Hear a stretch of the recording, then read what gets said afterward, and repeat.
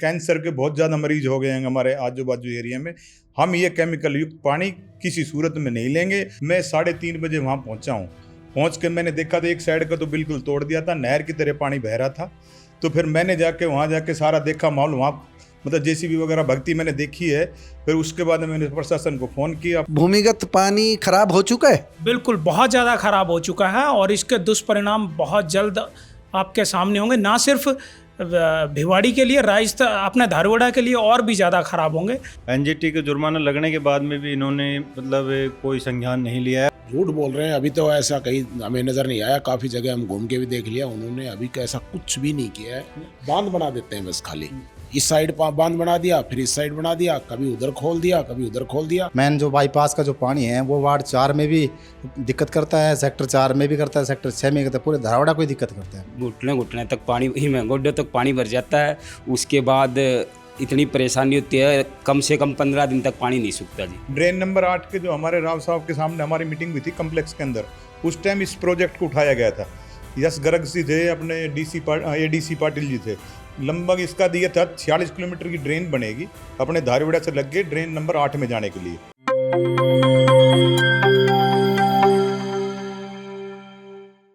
आज एक महत्वपूर्ण विषय को लेकर के हम आपके बीच पहुंच रहे हैं।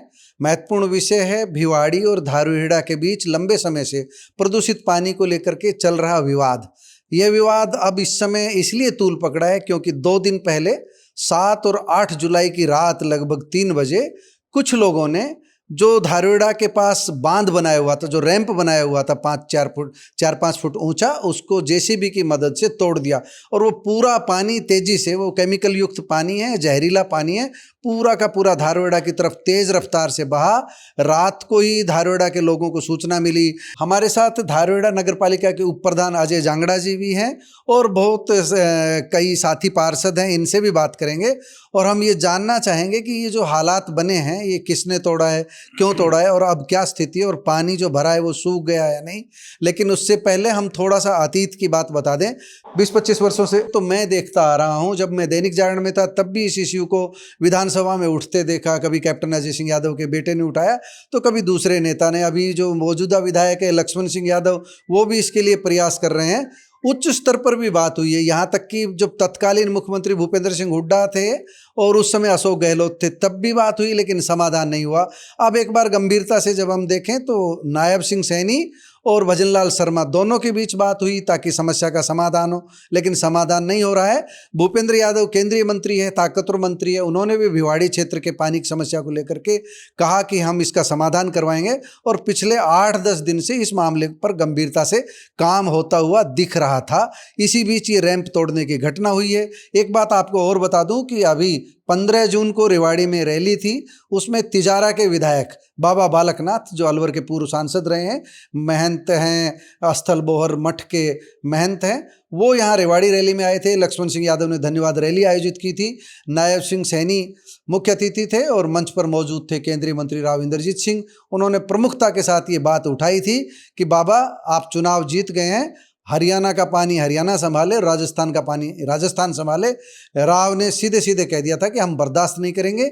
लेकिन अभी 2 दिन पहले 7 और 8 जुलाई की रात पानी धकेल दिया गया है। अब क्या हरियाणा का रुख रहेगा, क्या जिला प्रशासन का रुख रहेगा, ये तो बाद की बात है। लेकिन पहले इनसे जानते हैं कि ये कैसे क्या हुआ अचानक। हम उप प्रधान हैं हमारे साथ अजय जांगड़ा जी, इनसे जानते हैं। अजय जी, क्या कुछ हुआ? 2021 में मैंने कार्यवाहक प्रधान की शपथ ली थी। हमने उस टाइम ये जोरों से मुद्दा उठाया है और राव इंद्रजीत के अकत प्रयास से हमने एक बार पहले मुद्दा उठाया, उस टाइम हम फेल हो गए थे रैंप के लिए।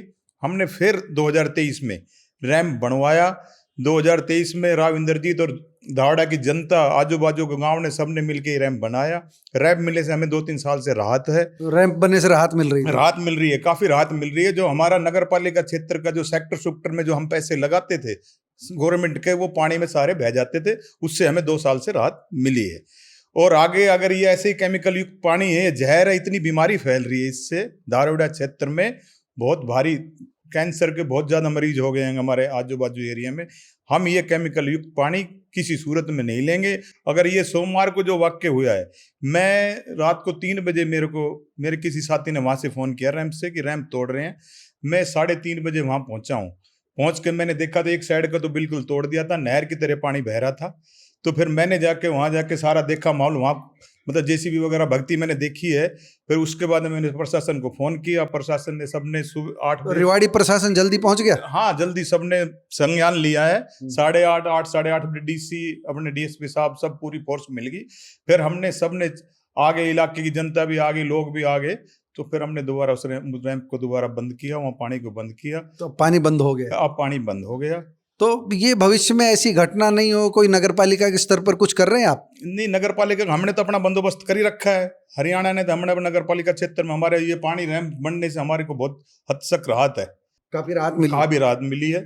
इसके बारे में कुछ उन पे है नहीं। 4-5 साल से ऐसे ही हमारे को कह रहे हैं कि हम हर एक मीटिंग में गए हैं। भिवाड़ी हरियाणा की मीटिंग हुई है, साझा मीटिंग कई बार कही है। डीसी साहब ने, हमारे गर्ग साहब भी थे, इमरान रजा भी थे, यशविंदर भी थे, हम सब मीटिंग में मैं भी गया हूँ बार बार। अभी मौजूदा डीसी ने भी प्रयास किया होगा। हाँ जी, खूब प्रयास कर रहे हैं। मगर रेवाड़ी प्रशासन की खूब हमें सपोर्ट मिलती है, हमेशा सपोर्ट में रहता है प्रशासन हमारा। 2021 के अंदर जब हमने सब बने थे नगर पालिका के वाइस चेयरमैन और कारवाक चेयरमैन की मैंने शपथ ली थी, तो उस टाइम हमने शुरू में 2-3 दिन बाद ही शायद रैंप बनवाया था। एक अपने सबने मिलके इनको पानी को रोकना चाहता, उस टाइम उसमें हम सफल नहीं हो पाए।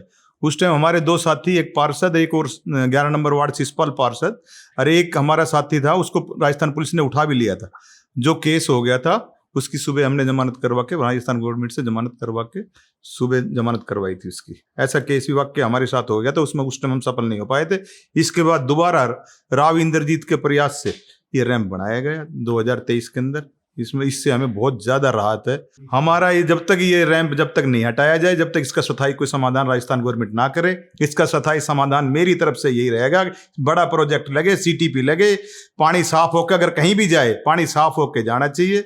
जो वेस्टेज बने उससे ईंट बने या खाद बने, जो गवर्नमेंट का प्रपोजल होगा कोई करे। धन्यवाद। आप पार्षद महोदय, आप समस्या वैसे भी बड़ी। नाम बताओ पहले तो। मैं पार्षद प्रतिनिधि अनिल कुमार, वार्ड नंबर 14, नगर पालिका धारूड़ा।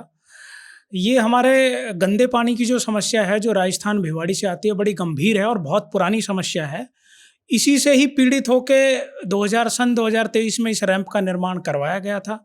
निर्माण सिर्फ ये टेम्परेरी था, क्योंकि भिवाड़ी और राजस्थान सरकार से हमें आश्वासन मिलता रहा कि भाई हम अपने गंदे पानी का समाधान कर रहे हैं, उसके लिए हमने इतना एस्टीमेट बना दिया है, वहाँ हम प्रोजेक्ट ला रहे हैं, एसटीपी सीटीपी का हम अपने पानी का ट्रीटमेंट करके स्वयं इस्तेमाल करेंगे। लेकिन ट्रीट नहीं होता, भूमिगत पानी खराब हो चुका है। बिल्कुल, बहुत ज़्यादा खराब हो चुका है और इसके दुष्परिणाम बहुत जल्द आपके सामने होंगे। ना सिर्फ भिवाड़ी के लिए, राजस्थान अपने धारूड़ा के लिए और भी ज़्यादा खराब होंगे, क्योंकि हमारा भूमिगत जल जो है बहुत खराब हो, जहरीला पानी हो रहा है। जहरीला पानी हो। कोई हमको ये बता सकता है एनजीटी से भी कोई अप्रोच हुई है अभी तक किसी की भी? नहीं, एनजीटी में कुछ टाइम पहले जैसे वहाँ से धारोड़ा से 1-2 रिट लगी थी, जिसके ऊपर एनजीटी ने भी इनको फटकार भी लगाई थी, जुर्माना भी लगाया था, लेकिन उसका भी कोई समाधान धरातल पे नहीं निकल कर आया।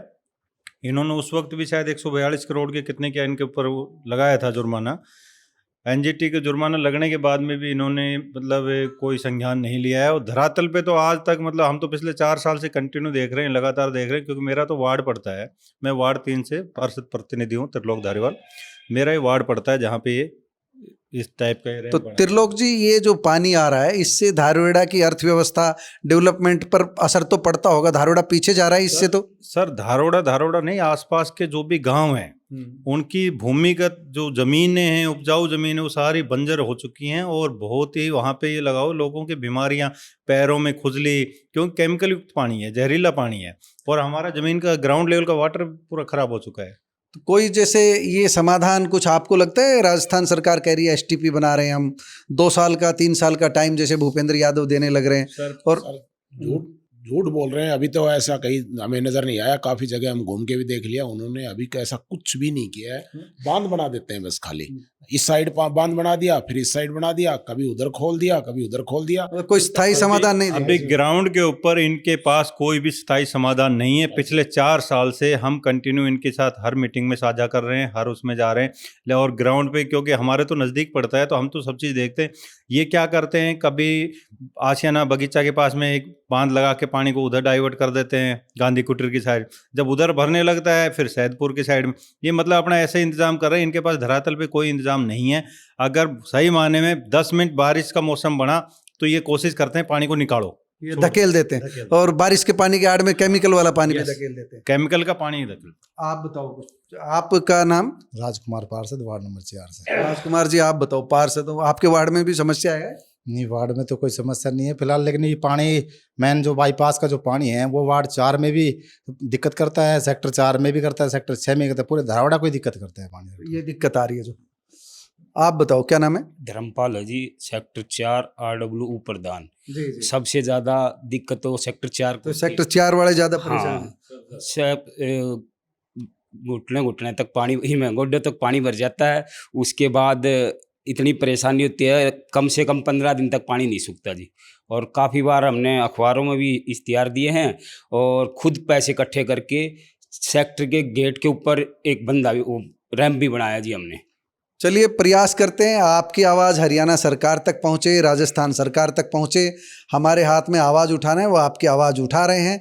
निश्चित रूप से परेशानी है सरकारों को, दोनों सरकारों को उच्च स्तर पर इसका प्रयास करना होगा। ये फौरी तौर पर इसका कोई समाधान नहीं है, क्योंकि अर्थव्यवस्था पर भी टिका है। उधर भिवाड़ी औद्योगिक क्षेत्र है, इधर धारूहेड़ा औद्योगिक वाणिज्यिक क्षेत्र है, MBIR जैसा प्रोजेक्ट इधर आने वाला है।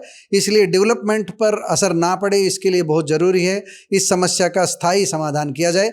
मनोहर लाल ने अपने समय में जो प्रयास किए वो अभी पूरे नहीं हो पाए हैं, उन्हें सिरे चढ़ाने के लिए ज़मीनी स्तर पर काम करना होगा। ये लोग परेशान हैं, नगरपालिका स्तर पर ये समस्या का स्थायी समाधान नहीं होना। इधर से जैसे साबी में से पानी को अगर ले भी जाया गया तो आगे के गांवों का जो भूमिगत पानी है वो खराब हो जाएगा, भूमिगत जल स्तर खराब हो जाएगा। इसके लिए ज़रूरी है अंडरग्राउंड पानी ले जा करके प्रदूषित पानी और आगे ट्रीट करके फिर आगे ड्रेन नंबर 8 तक छोड़ा जाए। हम इस मामले में विशेषज्ञ नहीं है, इसलिए हम कोई सुझाव नहीं दे रहे। ड्रेन नंबर 8 का मैं भी बताता हूँ। बताओ। ड्रेन नंबर 8 के जो हमारे राव साहब के सामने हमारी मीटिंग हुई थी कम्प्लेक्स के अंदर, उस टाइम इस प्रोजेक्ट को उठाया गया था। यश गर्ग जी थे, अपने ADC पाटिल जी थे। लगभग इसका दिया था 46 किलोमीटर की ड्रेन बनेगी अपने धारूहेड़ा से लग के ड्रेन नंबर 8 में जाने के लिए। ये उसके लिए प्रपोजल पहले भी था, राव साहब ने पूरा भरपूर प्रयास किया। गवर्नमेंट में शायद ऊपर भेज भी रखा है, हरियाणा गवर्नमेंट को भेज भी रखा है। रविंदर जी ने ये प्रस्ताव पर भिजवाया भी था, DPR बननी थी इसकी। बड़ा, हाँ, वो समाधान तो बड़ा प्रोजेक्ट लगे इस पे, जब ही रोक कटेगा इसके। इससे पहले कोई फायदा इसका है नहीं। STP कोई फायदा नहीं है। STP तो ऑलरेडी आज भी है, थोड़ी देर आएगा पानी ज्यादा आगे STP काम नहीं करेगी। बिल्कुल ठीक करे हो आप। बड़ा प्रोजेक्ट CTP, बढ़िया CTP लगे, कितने बड़े प्लांट लगे, मेरे ख्याल से कितना ही पैसा लगे। इस पूरी जनता से खिलवाड़ हो रहा है, राजस्थान और हरियाणा की जनता से। बिल्कुल दोनों सरकारों को उच्च स्तर पर काम करना होगा। जो उप प्रधान बता रहे हैं नगर पालिका के अजय जांगड़ा, इनकी बात सुनी जानी चाहिए और ये पानी ट्रीट करके ही कहीं भी भेजा जाए, चाहे आगे भेजा जाए। अनट्रीटेड पानी जहरीला है, जमीन को खराब करेगा और ये सबके लिए नुकसानदायक होगा। ये जो रैंप तोड़ा गया है ये बड़ी घटना है। राजस्थान सरकार को इसे भी गंभीरता से लेना चाहिए और हरियाणा को भी इसे गंभीरता से लेना चाहिए। अगर कोई मजबूरी थी, ज़रूरत थी, तो भी लोगों को विश्वास में लिया जाना चाहिए। रात को अगर उस पानी का बहाव, जैसे मुझे थोड़ी देर पहले बता रहे थे, इतनी तेज था कि कोई भी अगर उस समय पानी के सामने आता तो कोई भी हादसा भी हो सकता था। इसलिए इस तरह की हरकत ना की जाए। इस पानी के चक्कर में हमारा भाईचारा आपस में खराब सरकारें ना हो। धन्यवाद आप सभी का।